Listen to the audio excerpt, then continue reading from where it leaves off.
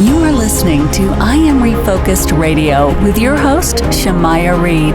This show is designed to inspire you to live your purpose and regain your focus. And now, here's your host, Shamaya Reed.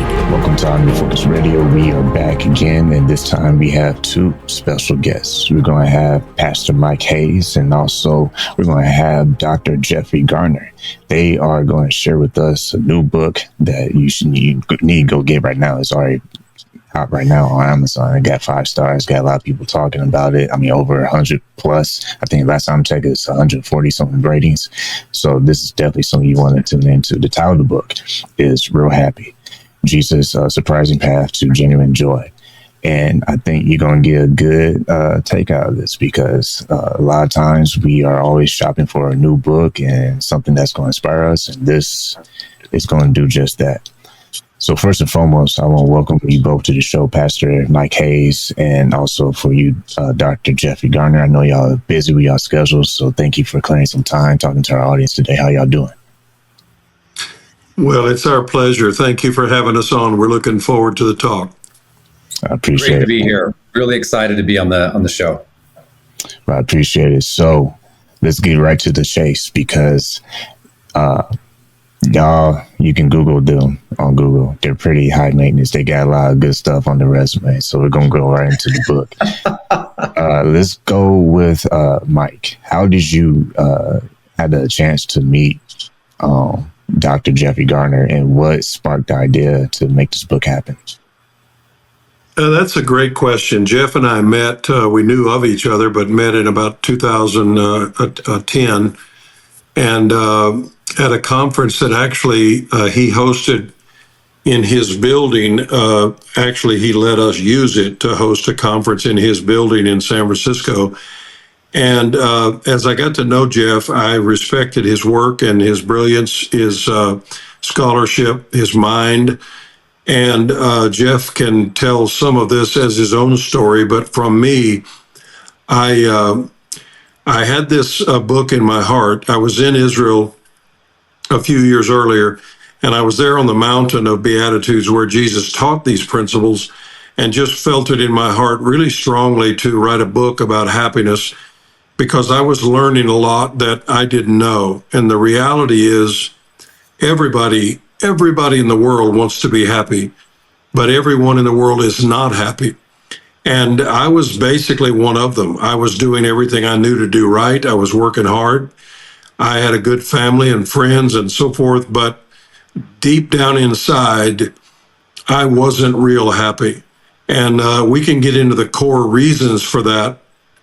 But one of them is that so many of us in the world have had, whatever our experience is, whatever our religious background is, and mine happens to be Christianity, but whatever your background is, it is replete with guilt and shame and feelings of remorse, and fairly sure that God is not pleased with us. We're always striving to make him happy. I'm pretty sure he's not really happy with us.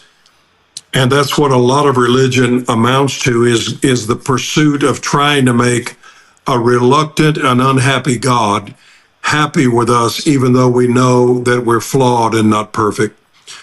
So when I had a real breakthrough with that and understood how much God wants us to know how happy he is with us, and wants us to have a relationship that is mutually enjoyable. You know, when you start to see God as your father, you can't imagine a good father, and he's a good father. I couldn't imagine a father. I had a great father. My late dad was a great father.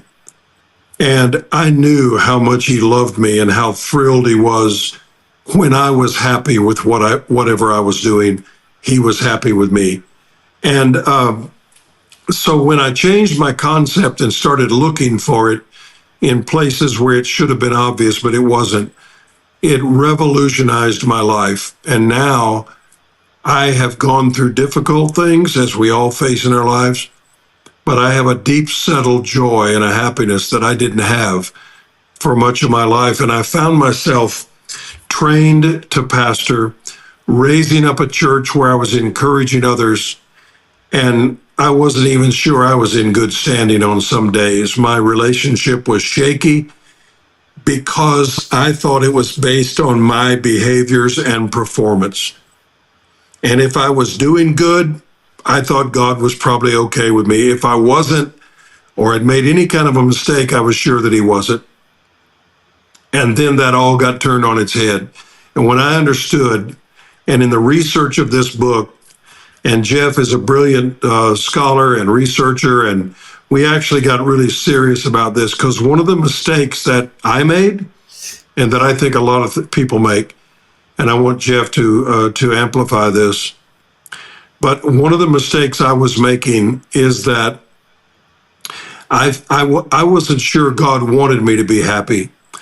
And I was sure that it was somehow trivial. In fact, when I first felt the impetus to write this book, and I talked to Jeff about it, I was questioning the importance of it, because I was sure that to God, as big and great as he is, that happiness must be a really trivial subject for him. And when I found out how anchored he is in us being filled with joy as his highest creation, and how happy he wants to be and is with us, it changed my world. So Jeff and I took a deep dive into this, and I understand now what I didn't before. Happiness is not only not trivial to God, but our happiness is of extreme importance to him. And with that said, for you, Jeff, let you get in here too. When you think about the Beatitudes and how they often deal with pain and poverty of the spirit, mourning, persecution, how do you hope when readers start reading this book can get a better grasp to the sense of Jesus calling that happiness to take effect? Because it's not something that I believe we just kind of do. Sometimes it's something we have to learn. Yeah, I like the way you framed that question. When Mike asked me to kind of participate in research of it, so it was his moment. Like, he had a spiritual moment in Israel where on the Mount Beatitudes, where he really sensed that there was more to this. And so when he invited me onto the team to be part of researching and working through it, I didn't have any idea of like where this was going. I was just kind of like, oh, let's dig in and let's see what it is. I mean, I'm not sure.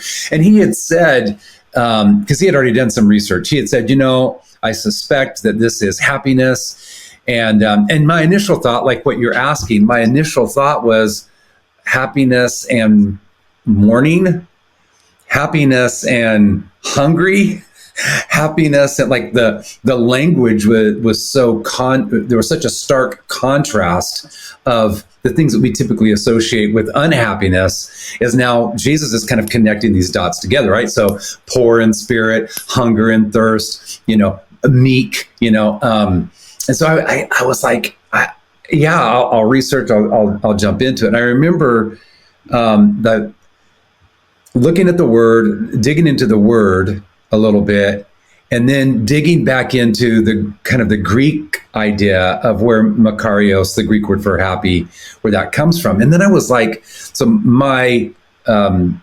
doctoral, my expertise is in the field of exegetical, so original languages and exegetical theology. And I was like, this is really weird. Like, why didn't the translators translate this as happy? Because it is obviously happy. There is another Greek word for blessed, and that's not the word Jesus uses. So why are we using that word in English? So I'm digging there, doing a little bit of research, and then I started having my own epiphany around, which is, translators do this sometimes because one person kind of sets the precedence and then everyone else kind of follows. And I think for translators, the thought was, well, happy is just too fluffy. Happy is just too shallow. Jesus couldn't possibly be talking about happiness.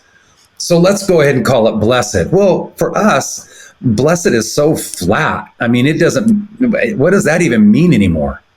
And oftentimes we put it in this kind of this ethereal place out here. It's kind of, ooh, you're blessed. Well, and it's so abstract. We don't even know what that means. It's like, but Makarios isn't. Makarios is like, if you're in Greece, Mike and I've been to Greece a couple of times together, and Makarios is the word they use for blissful. It's not just like I'm happy with a smile. It's like I am like belly laughing happy. And that this is the word that Jesus uses. I found like this deserves another look. And so, going back and looking at this word and then trying to connect it with what Jesus was saying, I realized, wow, this was a word that was used by, Socrates was kind of as the father of philosophy. He's kind of the first thinker, and happiness was his subject that he started digging through. And then Plato and Aristotle, like this is what they would talk about, the happy life. But it was always connected to the gods. It's always connected to the pantheon of the Greek gods, the goddess of wine, the goddess of merriment and mirth. It's never connected to ordinary people. In fact, ordinary people couldn't have it. Eventually they started saying, through virtue, you could have Makarios, but we're so far removed from having any virtue that we can't get to virtue, let alone then get to happiness. And Jesus kind of debuts his first message, his first sermon with this word happiness. Like he's going to offer them not 10 commandments or, 8 paths of what you need to do, or he's going to offer people happiness. And so he starts with just ordinary fishermen, the common folk, blue collar workers. And he starts off by redistributing happiness from the gods, so to speak, to the ordinary people. And he does it by marrying that word with our everyday struggles, right? Poor in spirit, hunger and thirsting for righteousness, being meek and not being necessarily assertive and grabbing or taking or being aggressive and pulling things to us. That it's not something that we pursue. It's not external, but it's an internal reality. It's something that's in here, which we kind of intuitively know, but the world around us tells us something different. So when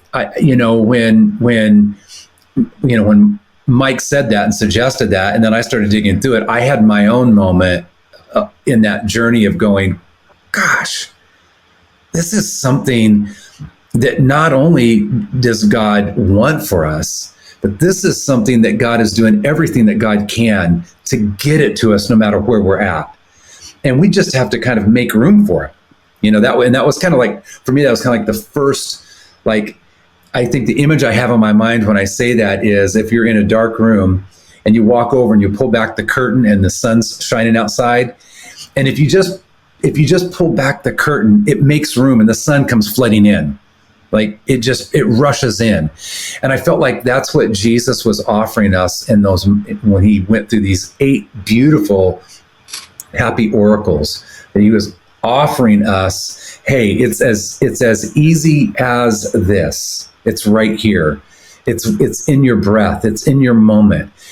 And so I think at that point I was so excited to then start unpacking, the 8 with Mike and looking at each one, because I've never heard anyone approach it from that perspective before. And I felt it was fresh, and not just for the sake of the Beatitudes, but I think it was offering what a lot of scholars have been, recent theologians have been saying, that there has to be a return to within theology. There has to be a return to joy and a return to happiness. But they weren't giving the theological tools for that. They were just observing that there's a need here. There's a loss. There's a deficit. And it was like, yes, this is the first place to begin.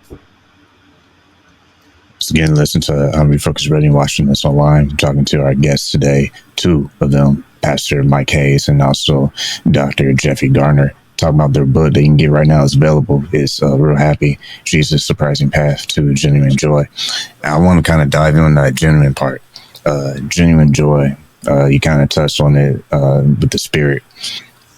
And if you say spirit versus material, we live in a world where material happiness is like a Band-Aid. You know, we all naturally want to have success. We all naturally want to achieve certain things, whether it's on paper with a degree or if it's a certificate, some award. It's always something that we see in the physical world. But when you think about the spiritual side of things, we can have all those materials, but still feel empty. How does the book navigate that tone as well? Because what I'm getting from it is that there is a inner place that needs to be developed, and it's kind of hard to do that from an external point of view. I think, and Jeff did a good job opening this up. And if I could just jump on the translation for a moment, because all of these 8 oracles, they don't really build on each other. They all stand alone. However, I think it's fitting that this was the first one, because the normal translation to English says, "Blessed are the poor in spirit, for theirs is the kingdom of heaven." And the proper translation of those words is more like this: really blissfully, unbelievably happy are those who create a void in their heart for God to fill. It's definitely the word for void or empty. Now, that's very different than blessed are the poor in spirit. Because listen, through the ages, and church history is a thing that I've always been interested in. My dad taught Old Testament and church history in a Bible college. I was raised around it. I love history. But when you look at the history, one of the reasons that the church centuries ago created what they called a vow of poverty is that those who are in ministry cannot own any personal accoutrements of this world. They can't have their own place, their property, even their clothing. And so the goal became, I read a very sad book written by a monk whose goal was the one garment, robe that I have made of like burlap, the one garment I have, I must not come to the end of my life and die with this garment having life still left in it. I have to time the wear of this garment and my lifespan so that it's totally worn out and worthless when I live my last day. Otherwise, I'm not going to satisfy this requirement that I have taken, which is a vow of poverty, taken primarily from this verse. This is not what Jesus' intention was at all, for us to live under a vow of poverty. It was, are you willing to create an empty place that I can fill? How long are you going to keep filling it with boats and houses and girls and men and designer clothes and fame and fortune? There's no room for me. So if you want real happiness, you've got to start emptying some things out. And then there's room for real, genuine joy to come in. But you know what? I'm not sure, because we're all living our lives, right? And I've lived probably, I know, more years than either one of you guys have. So in that regard, I got you. It's almost like we have to learn this for ourselves. Because I had someone I was talking to about this one time. They're like, well, you've had a lot of success, though. Let me experience some success, and then I'll tell you whether I agree with you or not, that that's not the way you find real happiness. But see, I can tell you from the other side of that journey that striving for happiness by the stuff we accumulate is a worthless journey. I live here in Dallas, and I suppose I'm a frustrated Cowboy fan, because if you follow the Cowboys, you're going to have some frustration. But I remember one time I had 25 of the starters on the Dallas Cowboys in the great years. members of my church, and I knew them very well. And I was a chaplain for the Cowboys for those teams. I did chapels for them, pre-game chapels for several years.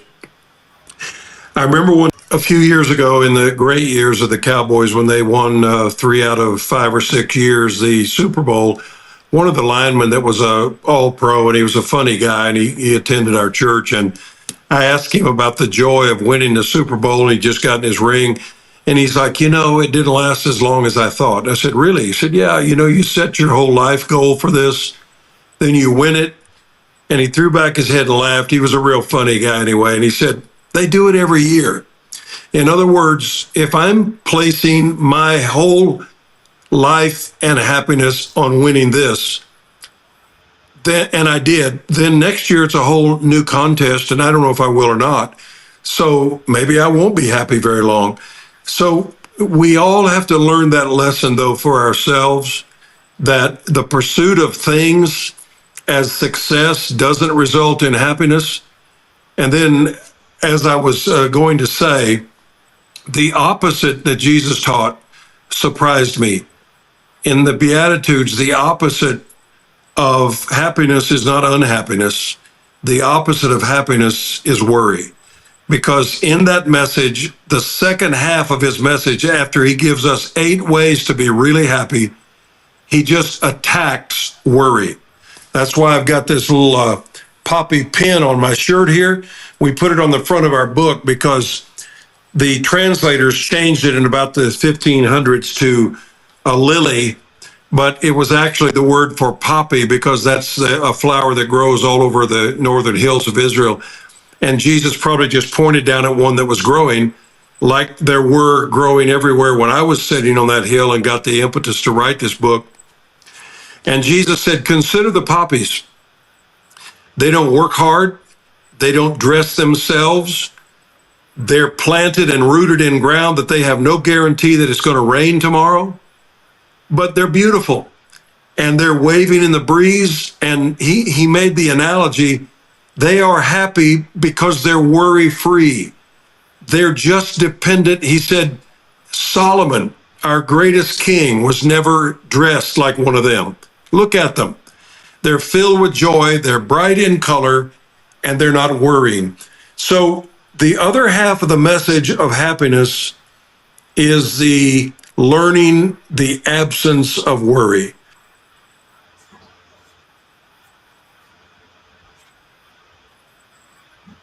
And worry at the same time. They don't fit. Once again, listen on Refocused Radio and watching this online. And you can get a copy of this book, like it says, on Amazon available. Real Happy, Jesus' Surprising Path to Genuine Joy. And everything you're saying ties back to my earlier pitch about focusing on the word genuine, because when you think about genuine, first thing I feel is what's really real and what's just kind of noise out there. And when you think about some places in the Bible and talks about, God knows the plans for you. He's not guessing the plans. He's saying he knows the plans. So that kicks out worry out the door. Supposedly, we're human nature, so we're going to worry no matter what.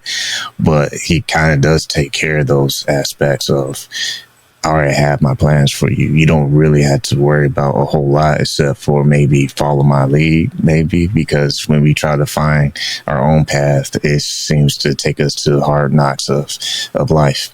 So my last thing I want to say before I pass it to Jeffrey is the other thing that's interesting when you look at the Bible.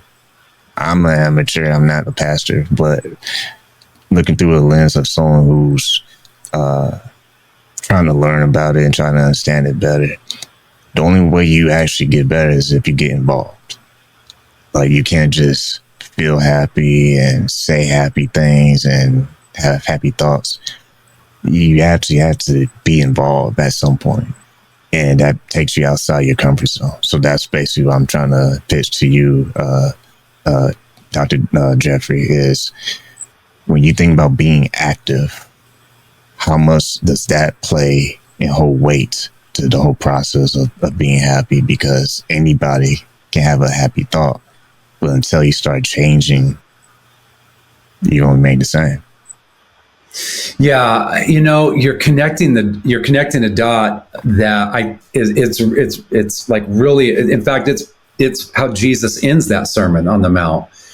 He talks about, there's two men building a house, and one builds his house on sand and it collapses because of a storm. And the other one builds his house on a rock, and the same storm comes along and his house is fine. And he just says, the people that take my words and just talk about them are people that build their house on sand. It's not going to do you any good. A storm's going to come along, and because you're not actively following and engaging them in your life, doing them, but if you're a wise person, you take what I'm saying and you act on it. You do something about it. And as it relates to, to the principles of real happy, of the Beatitudes and the behaviors that we take on, I think, Jesus gives like 3 action items that a person can engage in on the same sermon. Right after he talks about the happiness, he says you can, be generous and give. That's one way you can make room, is by taking some of the extra stuff you have in your life and sharing it with someone else. He talks about fasting, but another way is you can abstain from something instead of just consuming everything. Media, TV, entertainment, whatever. Pull back and create margin in your life by abstaining from something, by creating some abstinence in your life. And then the third thing he says has to do with our time. It's prayer. Creating margin or time in your life to have a conversation with God, or to let God have a conversation with you. It creates space for the happiness and the joy of heaven to flood into your heart. But if you're so busy pursuing this, chasing that, trying to accomplish this, trying to possess that, if you're so busy with all of that, you won't have margin in your life to experience the happiness that God wants to fill you with. And Mike said it so well. He's like, we're trying to put, and it's St. Augustine said it, we have this God-sized hole inside of us, and we feel empty. And so we start cramming everything from material to, accomplishments, achievements, education, whatever it is. And you get the degree, and then you're like, well, I need another one. It's never enough. It's constant. It's with everything. And at some point you have to stop and just go, okay, these things don't fit in this hole in my heart. I am made in the image of God. In fact, there's this Jewish idea that when it says that we are made in the image of God, it's like an imprint. Like if you took your hand and you pushed it into the sand, and it creates a space, right? That we are this imprint of God. And the only thing that can fit in that is God. That we have this kind of this space for God to feel. And so you have to find the things that get you there, and you have to act on it. And I think when a person does that, they find themselves behaving or responding their way into new ways of thinking, into new ways of experience. That you can't have, you have to have an experience of it by the things in your life, by your behaviors that open you up to an understanding. And that's what I'm trying to say. And so, yes, absolutely. It is not just we sit around and we talk about it, but it's an actual stepping forward, responding in obedience to that call that Christ is calling us to. And Pastor Hayes, on kind of jumping on that, is that you think about renewing of your mind. Bible talks about somewhere, y'all know the address better than I do, but it also talks about not conforming to the world, but be that's transformed. A great question, and I think that of your mind. How I does like that saying of our mind? It's not in the scripture. Maybe it should be, but the presence you can't. Of being it's said that you can't feel your way into an action, but you can act your way into a feeling. And there's a whole lot of people sitting around. And listen, I don't mean this statement I'm about to make to be harsh or to be judgmental about anybody. I have taken in my life before I have taken antidepressant medication when I needed it. And I understand that maybe 50% of America takes some form of something, trying to make sure that their mental capacity is where they would like it to be. But the bottom line is, those experts that are in that field, and I am not one that is an expert on the brain and understanding the mind and how all that works, will tell you, they'll be the first to tell you that, we can medicate and we can help. But most of the people that we treat, there is a common thread that is often there. And it is that their life has spiraled in and in and in until they are the middle of the whole thing. So your thoughts become how you're doing. It's like that funny, this is probably a dad joke, I don't know. For some reason, I find it funnier than everybody else. But this guy that was real narcissistic, he was sitting with his friend in a restaurant over coffee, and he talked about himself nonstop for 2 hours. And then finally he said, listen, I have taken so much time talking about me. Let's change the subject. What do you think about me? So somehow our lives get so entwined with us. And what Jesus was saying is, kick some walls down and get out there and get involved a little bit with somebody else and their situation, and you'll be shocked how much joy you can get out of that. This is very practical, but I literally tell people that I'm counseling, because most of the people I know have more clothes in their closet than they can wear, and they probably even have a storage place rented for $200 a month to put some more stuff that they can't put in their closet. And I say to them, listen, why don't you go home and go through your closet and be really generous? Don't think about, I'm going to get rid of the junk or the stuff that's out of style. Be really generous and take half of the clothes in your closet, half of the shoes, and give them away. Go give them to a local ministry or Goodwill that's doing things for people that have nothing. And they are shocked at how happy they feel with that act of physically getting rid of some stuff that they really don't need, because we attach meaning to it that it doesn't deserve. You can fill your closet up until you have no room, and then you go rent a storage room, and then you fill that up. My contention is, if you've got a storage building that you haven't visited in 3 years, you don't need the stuff in that storage building. Give it away. So I think what we've come down to is happiness is a verb. It's an action word. It shows up, it bubbles up out of your heart, and you can't help but just show it and give it away. And it is infectious. Try it with a smile. You would be shocked how many people respond, and it's their second response. Their first response is to look at you weird, like, what do you want? And then almost instantly, it's followed by a nice smile back. And that's something that doesn't cost you a thing. I smiled at somebody the other day, and they looked at me kind of almost a defensive, dirty look. And then in 1 second, they smiled back at me and said, nice smile, thanks. I was in Washington, D.C. here a while back, and I went in, my wife and I were walking around in Georgetown, and we went in a antique shop, and there were two elderly ladies behind the counter. And I said, good morning, how are you doing? Gave them a nice smile. And one of them said, you must not be from here. Are you from Texas? And I said, I happen to be from Texas. How did you know? I thought she picked up my accent. She said, no, you said hi and smiled. We don't do that around here. So everybody wants to be happy, but not everybody's practicing a good way to do that. So that's what we're trying to do, man. Just spread the joy.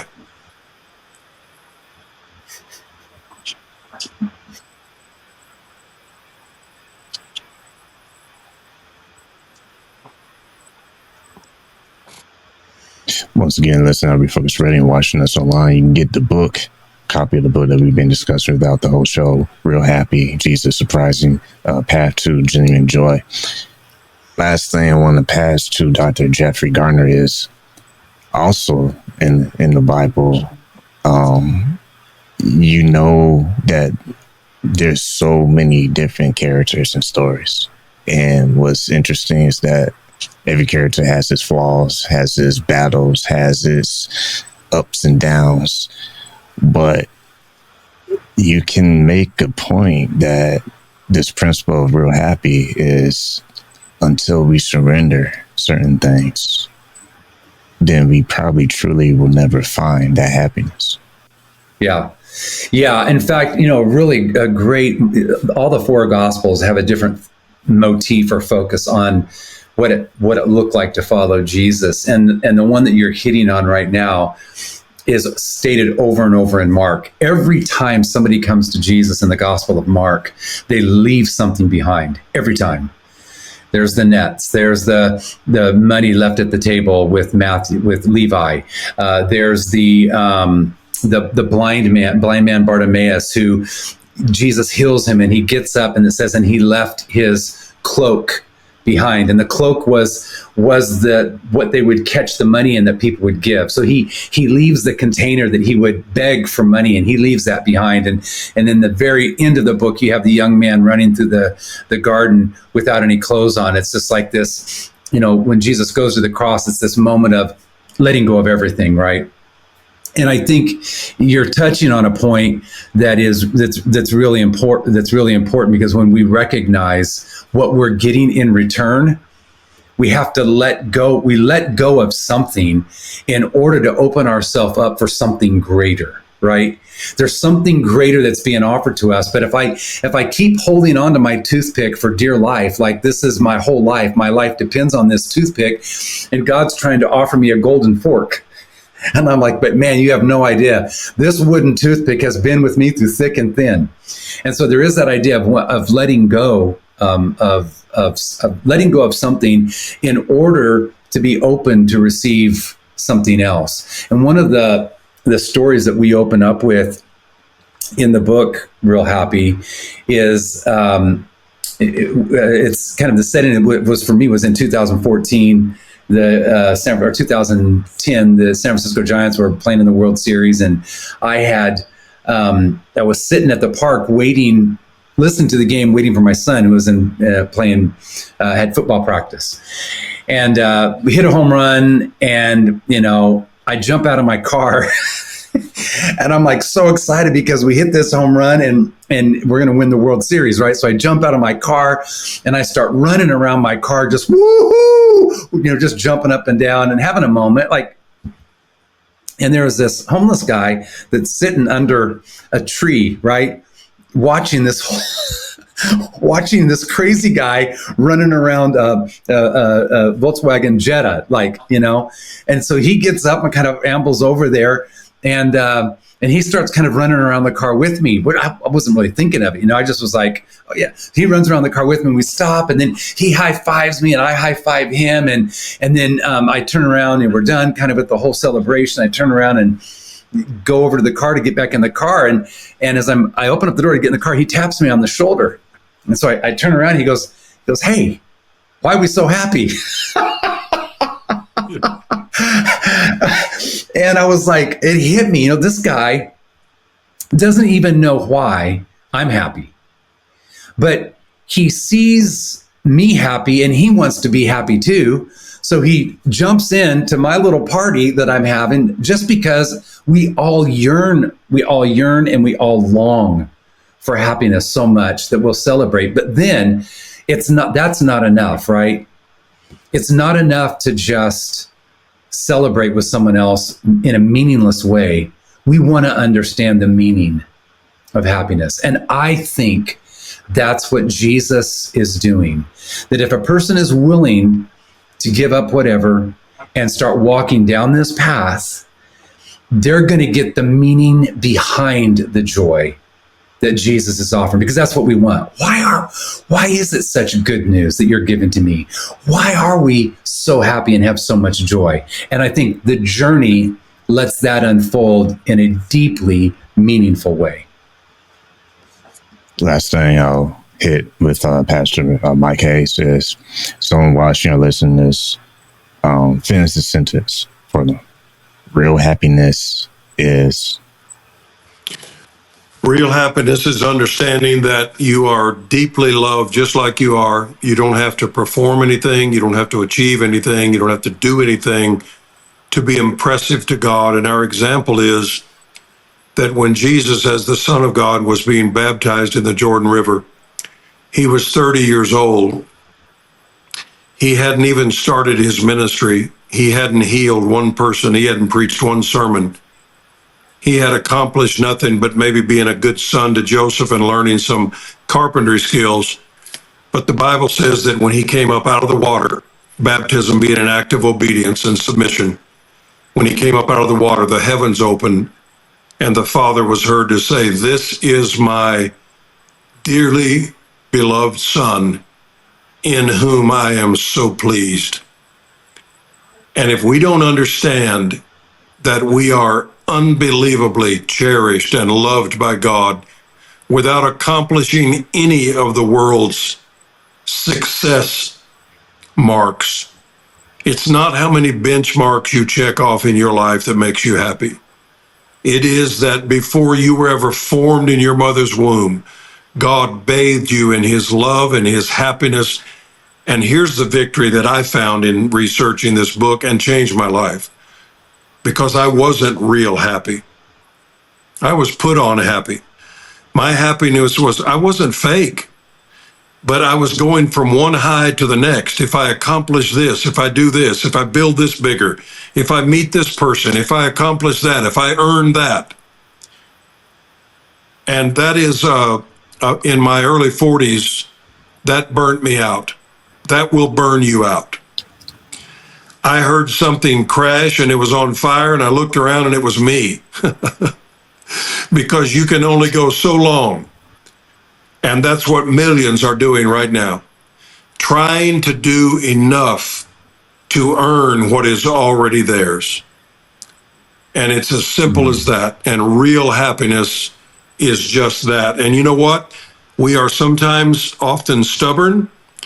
You know, I read one time in an old Scottish hunting lodge that had been used for great world leaders to meet and solve problems.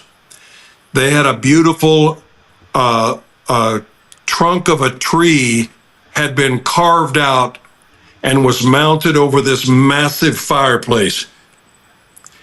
And the author that had written this that I was reading said that he was sitting there in the evening, couple of them smoking a pipe, dog laying at his feet asleep, had had a beautiful meal, great friends around, but things were quieting down.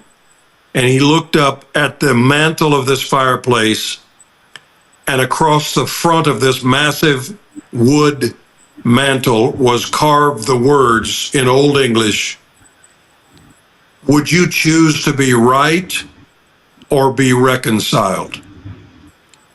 And he said, I thought about that and it changed my life, because so many times we fight to be right, to look right, to wear the right thing, to have the right job, to earn the right girlfriend. And meanwhile, we're not reconciled to anything in our lives. It's all in chaos. And we're constantly striving to climb a mountain that when we get to the top of it, we won't be any happier than we were at the bottom of it, because it's a spiritual issue. It's not an accomplishment issue. And there is real happiness available, and it's right under our nose. And it's almost like that. One of the Beatitudes literally says, "Happy are those who mourn, for they will be comforted." Now, mourn there doesn't always mean just like you would cry over the loss of a loved one at a funeral. It just means, it's the word sad. You're sad, you want to be happy, then make room for my comfort, because I'll comfort you to such a level you cannot stay sad. So do you want to be sad or do you want to be comforted? Well, I choose to be comforted. And it's so comforting to me to hear from my Father I love you just like you are, Mike. Long way from perfect, but I'm going to love you through the whole journey. And I love you right now. And if you don't accomplish another thing, I won't love you any more or less. And John, the beloved, and by the way, Dr. Jeff should be talking right here because his PhD is actually in the study of John the beloved and his writings. And that's one of the revelations of John, is that he writes the book of John, and I learned this from you, Jeff. He writes the book of John to teach us that he's not the beloved, we are the beloved. It's not John the beloved, it's us the beloved, that John is writing to us about how to be that. So. Yeah, I've heard that before in that frame where you said that. I think that's good because I think the way you broke it down to with Jesus later in life, and it wasn't his degrees and his massive following and what he was able to accomplish from the scene. It was the moment when God said, "This is my son who I am well pleased." And if we can marinate, if you will, on that seed, then we can see that we too can be in that position where he says, "I'm pleased with you. I'm not pleased with your following. I'm not pleased with your platform." You said something that last thing I'm going to do is give it to Jeffrey real fast. But before we do that, is you said something that really hit home. And I think it'd be related to anyone who watches this and listens. And that is being able to do this show. I've been blessed to do this since 2017. I've probably interviewed people I never even imagined that I'll be able to even talk to, let alone just make a connection with. But it's just like the reference point with the Cowboys who had a ring in the championship trophy. Once that passes by, you're like, now what? Because you built the hype of what it could feel like. But then when that moment passed, you just find out that these are normal people who just breathe oxygen. So what? They have millions of dollars. So what? Some of them might have billions of dollars. But the point is so what? Because yes, they have accomplished a lot, but that doesn't define the true meaning of life. So in the Bible, it talks about what does it profit a man to gain the whole world but to lose his own soul? I think about that just by some of the points you made, because we will spend most of our lives trying to prove ourselves to others. But the question is, for what, though? And with that, I'll let Dr. Jeffrey have last words on the book and what he hopes people take out from everything y'all do. Yeah, Mike and I have talked about this a lot, like what we hope for the book. More than anything is just that the message that God is happy and delights in your happiness and your joy, and God is willing to do everything God can do to bring that about in your life. It's just up to you to receive it and to put yourself in a position to let God love you and to let God's joy and happiness come into your life. And I think, for both Mike and I, our greatest joy, now that we have the joy, is to see others embrace that and become messengers of that beautiful good news, become messengers of joy, messengers of happiness to their world, their neighborhood, their friends and their family. I think that would be it. And maybe to that end, if I can, I would just say, I would love to just take 15 seconds here and give people an opportunity to experience it right now. Like, it's not something that you have to run off and accomplish somewhere. But in this moment, if you just stop right now and took a deep, deep, deep, deep breath, created space in your lungs, created space, and just kind of let all the worry that Mike was talking about, all the anxieties and stresses, let all of that just rush out. And for one moment, recognize the richness that is present with you in each breath, that God is near you, God is with you. There is enough in this moment, in this minute, in this hour to take care of this moment, this minute, this hour.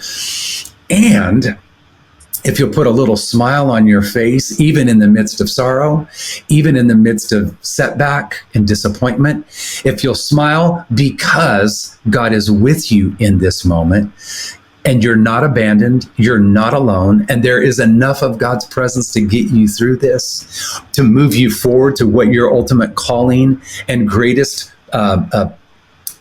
design of God is for you, to become what you're meant to be. There's enough in that just to breathe that in, smile, and just let God love you. The image that I have in my mind is what Mike was talking about a moment ago of Jesus standing in the waters. And I love the way that Luke says it. It says, and when the people were getting baptized, Jesus got baptized too. It's almost like he follows them into the water, you know? It's like, but when he's in the water, he is fully available for that moment to shine on him and to receive it. And I would just say, let God smile on you, let God love you, and receive the joy that he has for you. And as for the book, get the book and read about all the different places, because happiness comes in a spectrum. You know, it's and that's what we talk about. There's a full spectrum of happiness, of God's happiness, that you can have in those 8 paths. They're kind of laid out for us in those 8 steps that are laid out in Real Happy. Well, once again, you've been listening on Refocused Radio and watching us online, talking to our guest, Dr. Jeffrey Garner, and also Pastor Mike Hayes. So both of y'all want to say thanks for what you're doing for the community. And like always, thank you for your time. Well, it's been a joy to be on with you today. You've done a great job. I love your spirit, your heart for doing this. And 2017, you've been at this a decade very soon. And I'm grateful for that. I was thinking about it as you gave us a moment to mention the book, and I appreciate that. It is on Amazon and everywhere you want to get a book, but something that we're proud of just recently, because I enjoy Audible books myself and I listen to them. Jeff and I recorded this on Audible in our own voice. The parts that we wrote, we recite, and we did it where it's designed for receiving and for rest. It's a great book to listen to as you relax in the evening or go to sleep, and folks can download that too. And everything they do in the way of purchasing this book, and it also has a workbook that's downloadable for it that goes with the book. So we've designed it. People are doing book clubs with it, and Bible studies and so forth. So just avail yourself of it, and it helps us push this rock further up the mountain, because our heart is really to see everybody filled with the kind of happiness and joy that we found. So thank you so much for your time and for having us on as guests. You've done a great job. Appreciate it. Y'all have a good one.